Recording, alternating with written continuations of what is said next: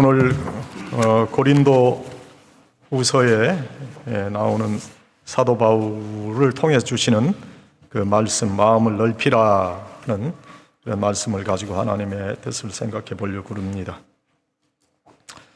고린도 교회 교인들에게 사도 바울이 마음을 좀 넓혀라 그런 권면을 했어요.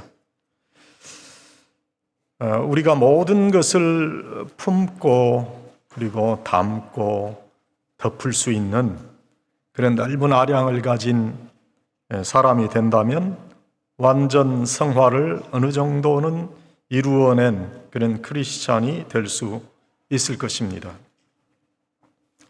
그런데 사도 바울 때부터 교회는 이 크리스찬답지 못한 행동을 보이는 그런 사람들로 인해서 영적 갈등이 있어 왔어요. 자신의 위치에 맞지 않는 행동, 또 그런 말, 그런 것으로 인해서 교회 공동체가 어려움을 겪어왔다 하는 거예요. 그런데 우리가 좀 더 생각해 봐야 될 것은 그러한 부족한 영적 모습이 그들의 성품이나 태어날 때부터 가진 어떤 기질로 인한 것이라면 그들을 잘 받고 온전한 그리스도인의 품성을 가진 그런 인격으로 변화될 수 있도록 도와주어야 된다 하는 거예요. 그들을 정죄하고 비판하고 그래서 또 다른 아픔이 생기지 않도록 해야 한다. 하나님의 나라를 파괴하고 생명을 구하는 사역을 어지럽히는 이 본질적인 어떤 사탄의 역사가 아니라면 우리가 마음을 넓혀서 좀 부족한 이들을 받을 수 있어야 된다. 먼저 이러한 넓은 마음을 우리가 가지려면 우리가 하나님께 긍휼의 마음을 구해야 돼요. 야고보서 2장 13절에 보니까 긍휼을 행하지 아니하는 자는 긍휼 없는 심판이 있으리라 그렇게 말씀을 했단 말이죠. 불쌍히 여기는 마음 가져야 돼요. 완전한 의와 선을 이루는 자가 된다면 좋겠지만은 그렇지 못한 나를 한번 살펴보고 우리의 이웃도 나와 같은 처지의 그런 성도다 그렇게 생각하고 그들에게 긍휼을 베풀 수 있어야 된다. 긍휼의 마음을 가지려고 노력하는 자에게 마음을 넓힐 수 있는 은혜가 임하는 거예요. 긍휼의 마음을 얻을 수 있는 좋은 방법은 관계를 가지게 되는 그 상대방에게 기대하는 기대치를 낮추면 돼요. 우리 모두 상대방에게 기대하는 마음의 기대치가 있잖아요. 적어도 남편은 이래야 되고 부인은 이래야 된다. 우리에게 미리 판에 박힌 고정관념이 있다. 아내이니까 이래야 한다는 그런 생각이 있고 자녀이니까 이래야 된다. 부모님은 이래야 된다. 이런 정도의 기대감 가지는 건 잘못이 아니라고 우리가 생각을 하는데 그 우리가 가진 기대치에 조금 어긋나는 상대방의 모습을 보면 상대방을 정죄하는 마음이 생기게 된다. 제가 일생 동안 나의 멘토로 생각한 분은 저희 아버지입니다. 정말 신앙의 인격을 가지신 그런 분이셨고 신앙의 어떤 모범을 저에게 보여주신 분이었는데 제가 아버지한테 한번 실망한 적이 있어요. 그거를 너무너무 어려웠어요. 그걸 이렇게 겟오버 하는데. 우리 집안은 조부 때부터 족보를 다 없앴어요. 그래서 저희는 예수 안에서 새롭게 하나님의 사람들로 살아가는 그런 가정이다. 그래서 저희 조부께서 그 가족력이라 하는 것을 족보를 안 쓰고 가족력이라고 하는 걸 만들어 가지고 이렇게 썼어요. 그런데 저희 부친이 둘째입니다. 6남매 중에 둘째인데 저희 백부 되시는 우리 큰아버지가 일본에서 유학하고 오셔서 경찰서장을 하시다가 6.25 때 돌아가셨어요. 순직하셨어요. 그래서 저희 아버님이 가족을 다 이끌게 됐어요. 그래서 그 가족력을 저희 백부가 쓰시다가 저희 아버님이 쓰시게 됐어요. 그런데 저는 제가 생각하기에 제가 아버지가 쓰시던 가족력을 이어받아야 된다 생각을 했어요. 왜? 우리는 새롭게 목사로서 이렇게 살아가는 가정이니까, 저희 조부가 목사님, 아버지가 목사님, 그러니까 나도 목사니까 나에게 그게 오게 될 것이다 생각을 했는데, 저희 아버님은 다른 생각을 가지시고 계셔서 저희 백부에 아들이 있어요. 유복자 아들이 있어. 저보다 6살 위인 사촌 형이 있는데, 그 사촌 형이 좀 교육을 제대로 안 받고 좀 옛날에 좀 놀던 그런 기질의 사람이에요. 그래서 뭐 학교 집어넣으면 나와가지고 뭐 돌아다니고 밖에서 자고 집에서 뭐 갖다 또 팔아 먹고 또 그거 살고 집에서 돈도 가져갔다 뭐 이런 좀 그런 삶을 살아서 집안에서 좀 내놓은 그런 형이었는데, 아버님이 그 형이 그걸 쓰게 그렇게 한다고 그래서 제가 얼마나 시험이 들었는지 모릅니다. 그게 언제 그 일이 있었냐면 2009년도에 제가 평택대학교 그 교환 교수로 가서 그때 아버님을 만나고 그때 이제 가정에서 좀 대화할 이런 기간이 돼서 그랬는데, 그러니까 아버님 내가 말하기가 싫은 거예요. 아니 다른 것도 아니고 내가 족보를 말하는 게 아니지 않습니까? 우리 조부서부터 내려오던 이 신앙의 그 가족력을 내가 써야죠. 내가 목사니까, 목사가 됐으니까. 그런데 아버님은 그렇게 생각하지 않고 이걸 형님 되시는 저희의 백부의 아들이 혈통을 이어가니까 그 아들한테 줘야 돼.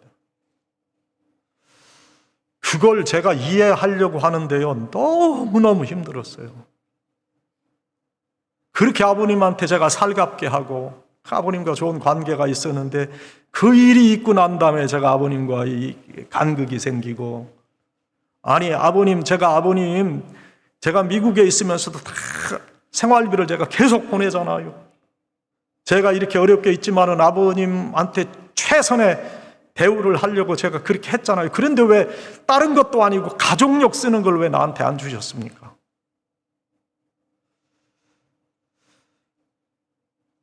제 기대치를 충족을 못 시켜주니까 그 굉장히 어렵더라고요.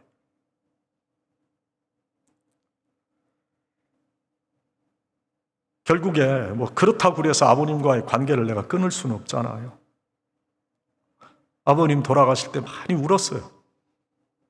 그리고 한 3, 4년 지난 다음에 이제 아버님 하늘나라 가셨는데,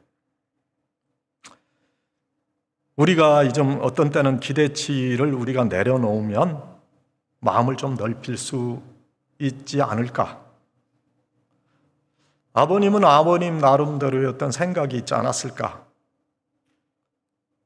그래서 상대방의 입장에서 상대방이 혹시 내가 원하는 대로 행동을 하지 않았더라도, 혹시 이것이 실수였다 할지라도 그것을 긍휼의 마음으로 바라볼 수 있어야 된다. 그것이 크리스찬 아닐까요? 저는 아버님과의 그런 일이 있고 난 다음에 제가 목사라고 하는 걸 굉장히 부끄럽게 생각했어요. 그거 별거 아닌데 사실 하늘나라 가면 그게 무슨 소용이 있겠어요? 아무 소용 없는 거예요. 족보도 소용없지만 그 가족력이라고 하는 것도 사실 의미가 없는 거예요, 어떤 면에서는.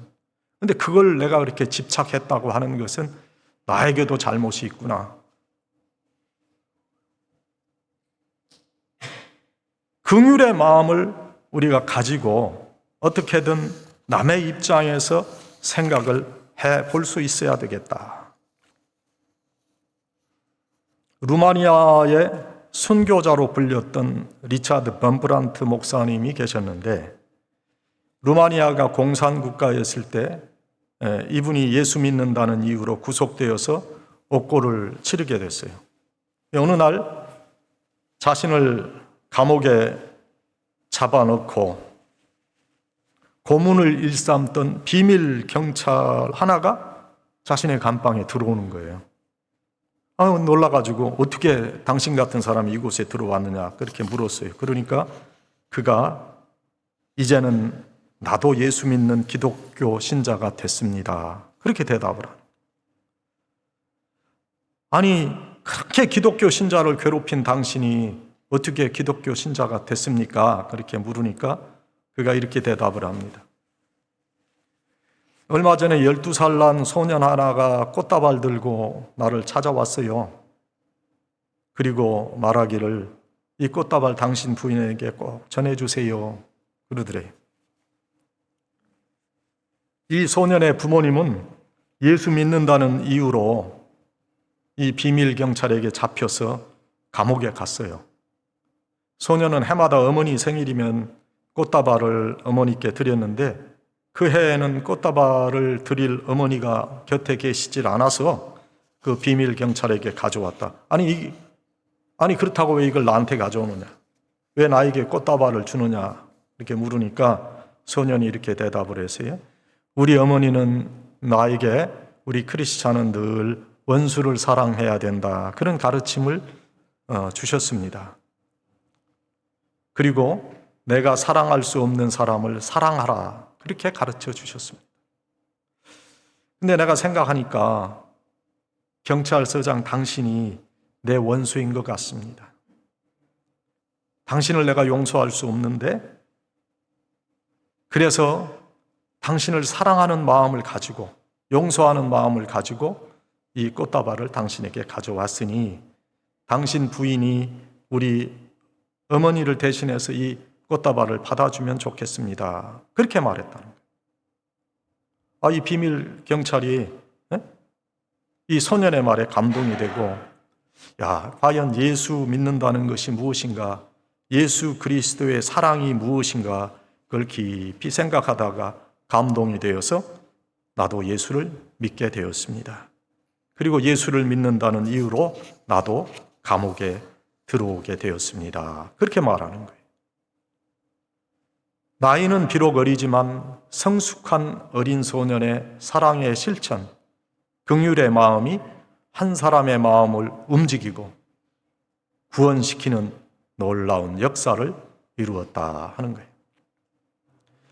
레위기 19장 18절에 내 이웃 사랑하기를 내 몸같이 하라 그런 말씀이 있고 또 누가복음 6장 31절에도 남에게 대접을 받고자 하는 대로 너도 남을 대접하라 그렇게 쓰여 있어요. 이런 사랑의 마음이 바로 긍휼을 베푸는 마음이에요.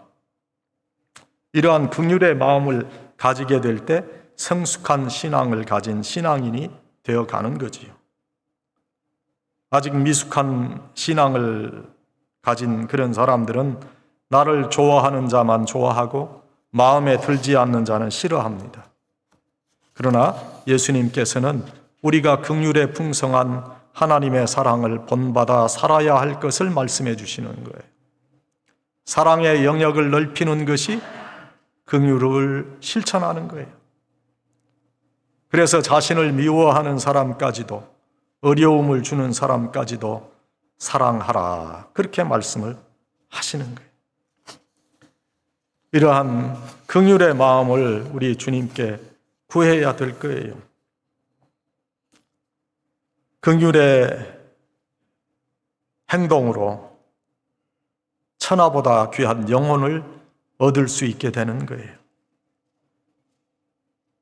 긍휼을 베풀 상대도 없고 긍휼을 베풀지도 못하고 일생을 산다고 하는 것은 그리스도인의 삶이라 할 수 없을 것이. 누군가에게 긍휼을 베풀 때 신앙의 사람이 되어가는 거예요. 비로소 성숙한 신앙인이라 불리울 수 있다 하는 거예요. 마태복음 10장 8절 예수님께서 이렇게 말씀하시죠. 거저 받았으니 거저 주어라. 얼마나 은혜스러운 말씀이에요. 아무리 오랜 세월 예수를 믿어도 긍휼의 은혜를 받으려고만 한다면 그는 크리스찬의 모습이 아니지요. 긍휼을 베풀고 긍휼의 대상을 넓힐 수 있어야 된다. 크리스찬은 원수같이 해를 끼친 자에게도 긍휼을 베풀고자 애쓰는 그런 사람들. 미운 사람도 용서하고 나에게 어려움을 준 자도 사랑하려고 최선을 다하는 거예요. 참 어려운 일입니다. 우리가 듣기는 쉬워도 실천하기 어려운 일이에요. 이것이 내 삶의 어떤 그런 조건으로 나에게 지금 다가온다면 실천하기 어려운 일이에요. 그러나 할 수 있는 노력을 다 하는 것이 바로 크리스찬이다. 긍휼의 마음을 구하는 여러분들이 되기를 간절히 축원합니다. 섬기는 마음으로 살아야 돼요. 죄와 사탄은 소멸되고 정죄되어야 마땅하지만은 죄로 인해 고통받는 자는 도와주고 그 죄의 모습에서 해방될 수 있도록 해야 한다는 거예요. 그게 섬기는 거예요. 섬기는 자 관계 설정을 잘 해야 돼요. 자신이 섬기는 사람이라는 종의 의식을 가져야 돼요. 그러면 관계를 갖는 상대방은 마땅히 존중되고 높임 받아야 되는 것이지요. 이 관계성의 의식이 정립되지 않으면 절대로 섬기는 자가 될 수 없어요. 그래서 예수님께서 우리에게 나보다 남을 더 낫게 귀하게 여기라 그렇게 말씀하십니다. 그런데 이 관계성을 설정하고 싶지 않은 마음을 가지게 될 때가 사실 우리에게 있어요. 왜냐하면 부족한 사람들의 간사한 마음 때문에 우리가 상처받기 때문에 차라리 섬기는 이로 살기 위해 마음을 다 쏟아붓고 정성 다하고 진실된 마음을 우리가 털어놓게 되는데 그것이 후에 상처가 된다. 그래서 남의 아픔을 내 가슴에 쌓아 안아야 되는데도 불구하고 나중에 있을 상처를 먼저 생각하고 가급적 가까이 하지 않으려는 그런 마음도 갖게 된다. 영향력을 주지도 않고 받지도 않으려고 한다. 그래서 선뜻 마음을 다해서 섬기지 못하고 머리로 계산하는 거지요. 그러나 여러분, 우리의 머리로만 섬길 수가 없는 거예요. 가슴을 열어야 돼요. 섬기는 관계는 오직 우리의 가슴으로 맺어지는 거예요. 예수님께서 머리로만 섬김을 생각하셨다면 결코 십자가를 지실 수 없으셨을 거예요. 예수님께서 만약에 머리로 관계 맺는 분이셨다면 우리 위에 십자가를 지실 수 있으셨겠어요? 만약에 예수님께서 계산하는 분이셨다면 구원의 은혜를 누리는 사람이 우리 중에 몇이나 되겠어요? 조금 자존심 상하고 체면이 구겨지더라도 마음으로 가슴으로 섬김의 관계를 맺어야 해요. 가슴으로 섬기세요. 상대방의 마음을 느끼고 내면의 소리를 들을 수 있는 자리까지 다가가는 것이 섬기는 자의 자세예요.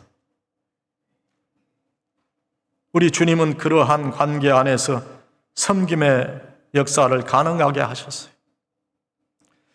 여러분, 우리에게 드라마에서나 있을 법한 그런 슬픈 일들이 갑자기 찾아오는 때가 있어요.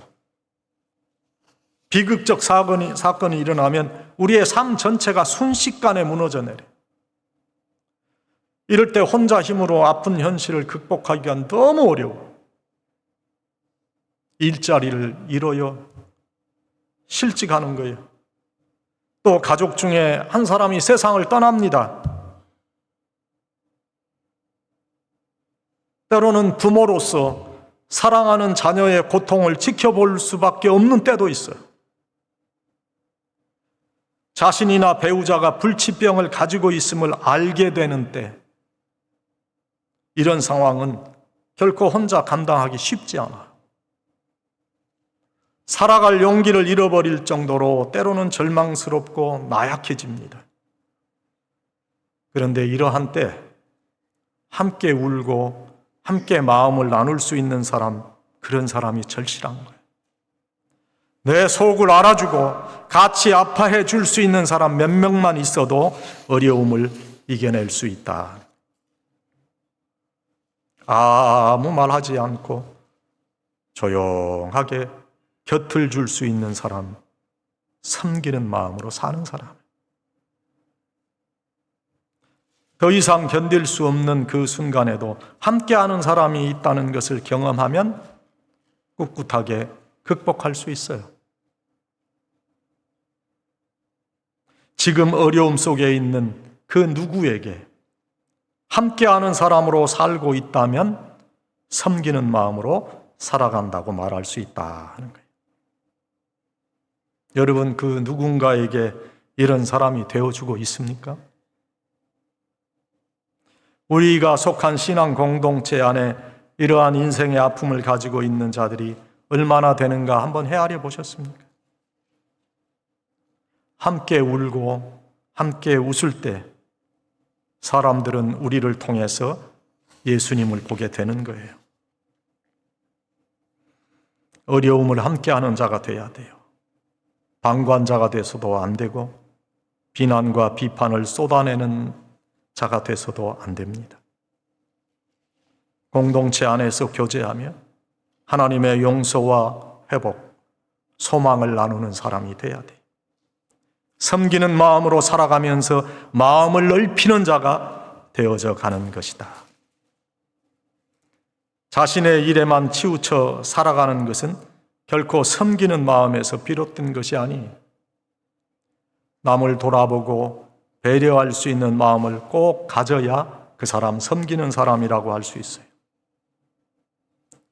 상대방의 자존심 상하지 않도록 헤아리는 여유가 있어야 섬길 수 있는 마음을 가진 사람이에요. 나보다 적게 가진 자를 살펴보는 넉넉한 마음이 바로 섬기는 자의 자세라 하는 거예요. 인생의 고난을 당할 때 우리를 힘들게 하는 것은 문제 자체가 아닙니다. 바로 그 문제와 내가 홀로 맞서야 된다는 사실이고요.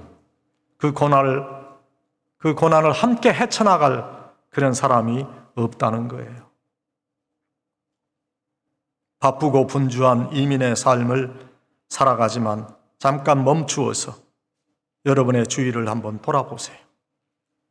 아파하고 고통 속에 있는 교우를 향해서 하나님의 위로와 사랑을 전해주세요.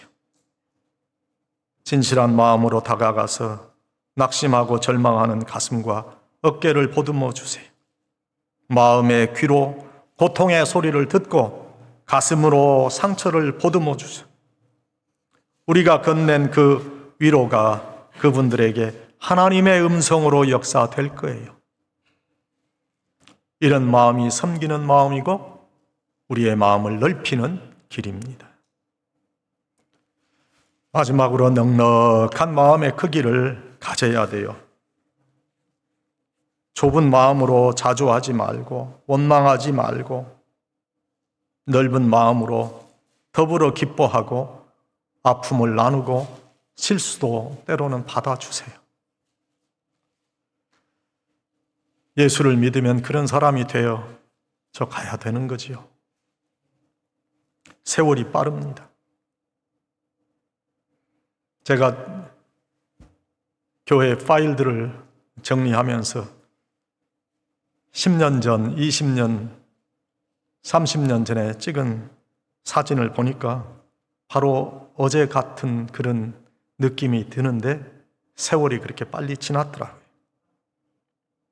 여러분, 이 짧은 인생에 남은 때를 넓은 마음으로 사세요. 마음을 넓히는 우리가 돼야 돼요. 작은 일을 가지고 사소한 마음으로 목숨 거는 어리석은 자가 돼서는 안 돼요.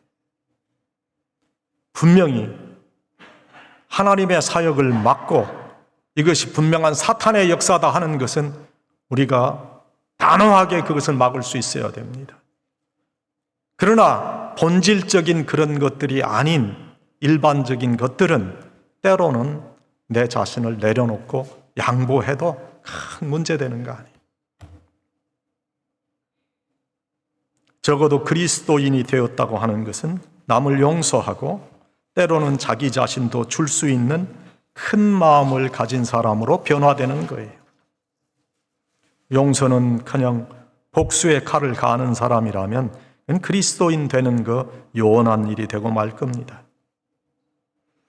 은혜는 돌에 새기고 원수될 만한 마음에 원하는 물에 새겨야 성숙한 그리스도인이 되는 거예요. 그런데 그 반대로 원수는 돌에 새기고 은혜는 물에 새긴다면 이는 넉넉한 마음을 가진 신앙인이 될 수 없는 거예요. 아낌없이 마음과 삶을 하나님과 우리의 이웃에게 줄 수 있다면 넉넉한 마음을 가지고 마음을 넓히는 자가 될 수 있을 겁니다. 쉘 실버스타인이 썼던 베스트셀러 단편, 여러분도 아마 읽어보셨을 거예요. 네? 아낌없이 주는 나무라. 짧지만 감동스러운 이야기가 있어요. 옛날에 한 그루의 나무가 있었는데 나무가 사랑하는 소년이 있었대요.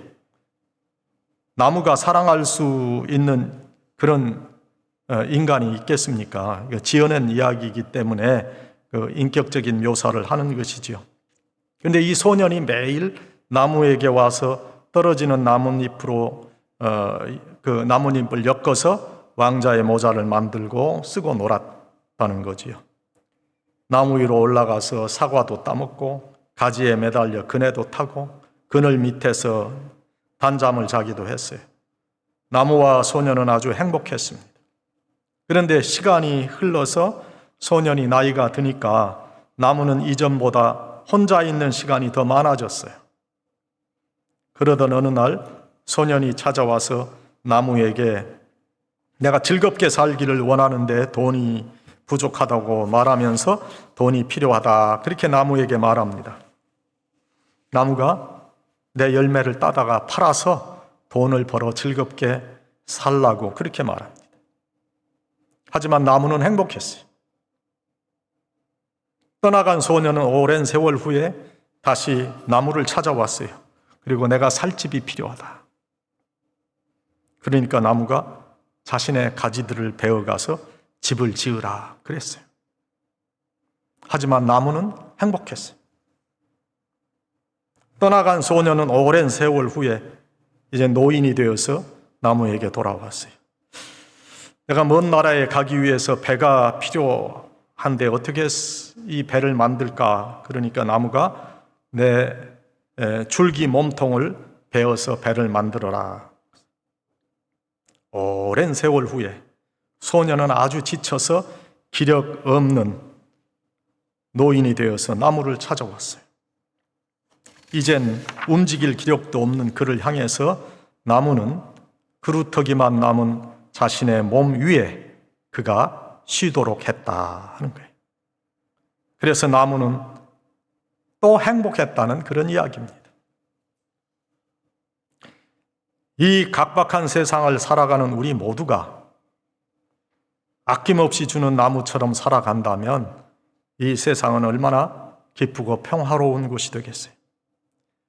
이 나무의 모습에서 우리는 예수님을 생각하게 되는 거지요. 우리를 위해서 자신의 살을 찢으시고 피를 아낌없이 쏟으신 주님을 우리가 연상하는 거예요. 그 예수님은 우리를 세상 사람들 틈에 보내셨어요. 우리의 삶이 어떠해야 할지는 분명해요. 우리 모두가 자기만을 생각하고 챙기는 그런 사회, 내 식구만 생각하며 사는 이기적인 우리 모두의 삶에 예수의 향기를 바라는 사람은 아낌없이 주는 나무와 같은 넓은 마음의 소유자일 거예요. 보상을 바라지 않는 베품, 대가를 구하지 않는 희생, 헌신의 마음을 가지는 사람이 넓은 마음으로 살아가는 신앙이네요. 그러한 마음으로 살아가는 사람들이 온전하신 예수님의 모습을 보여주는 그런 사람들이다 하는 거예요. 우리 모두 넓은 마음으로 살아가도록 마음을 넓혀야 돼. 아낌없이 주는 나무가 돼야 돼. 타고난 성품은 바꾸기 어려운 것이 사실입니다. 그러나 우리가 노력하고 성령의 도우심을 힘입고 자신의 성품을 크고 넉넉한 마음으로 만들기 위해서 노력하면 성령의 은혜로 변화되는 심령이 되게 된다. 초대교회 사도들의 모습을 보면 주님 따라 살아가는 제자들이라고 했지만 비좁은 마음의 소유자들인 것을 우리가 알 수 있어요. 야고보와 요한이 하늘나라에서 예수님 좌우편 앉기를 소망하며 다른 제자들과 갈등했지요. 베드로와 요한이 예수님의 사랑을 차지하려는 비좁은 마음의 행동들을 가지고 있었지만 온전한 성령의 은혜로 변화된 후에는 온전한 신앙의 인격으로 순교까지 감당하는 자들이 된 것을 보면 우리 기독교인의 성품 변화되는 것 불가능한 일이 아니라는 생각을 하게 돼요. 우리 모두 넉넉한 마음, 넓은 마음을 가지도록 기도하고 신앙의 순례의 길을 걸어가야 할 것입니다. 사랑하는 여러분, 마음을 넓힙시다.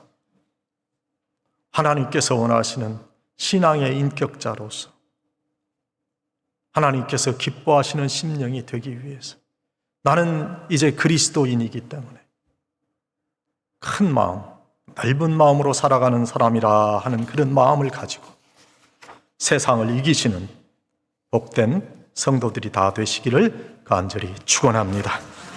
아버지 하나님 감사합니다. 오늘 저희에게 마음을 넓히라 하셨습니다. 아버지 하나님 저희의 마음을 넓히게 해 주시옵소서. 비좁은 마음으로 주님의 영광 가리지 않도록 주님 도와주시옵소서. 긍휼의 마음을 구하게 해 주시고 섬기는 사람으로 살게 해 주시고 넉넉한 마음의 크기를 갖게 해 주시옵소서. 예수님의 이름으로 기도하옵나이다. 아멘.